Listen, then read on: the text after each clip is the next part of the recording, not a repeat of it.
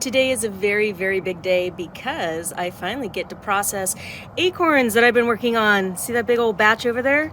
I get to use my stone tools to process acorns like the old way.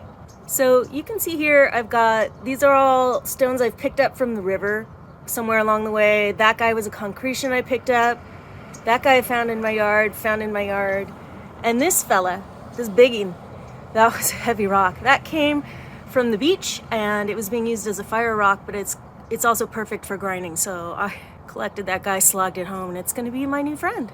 The goal is to have the sifted meal go into this terracotta tray that I made a couple years ago. It's a sieve, but it'll work to collect the flour. And finally, this is my harvest for the year. It's pretty clean. I've gotten all the ones with holes out and everything, so it's time. They've been drying for a few weeks. It's time to process.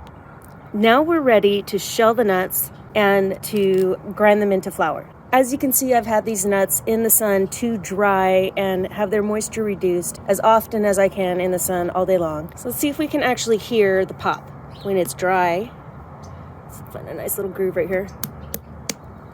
Hear that kind of clunk, clunk, clunk? That's probably dry enough. It did split, but I need more to get it out of the shell, so I'm just gonna go and try to pop it. Here's a quick close-up of what a shelled nut looks like. You can see the acorn husk, the nut inside, and then there's that inner lining. Aren't they a pretty color?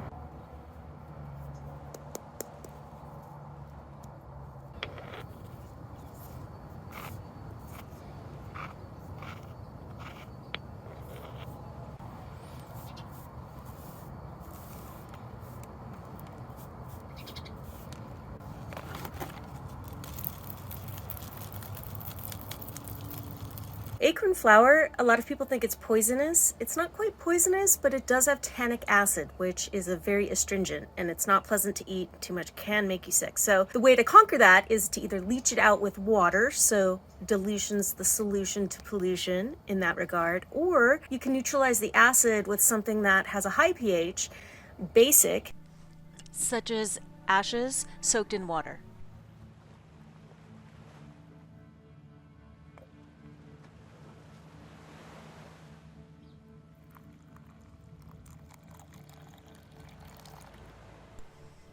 There you have it. Here are the basics in making acorn flour.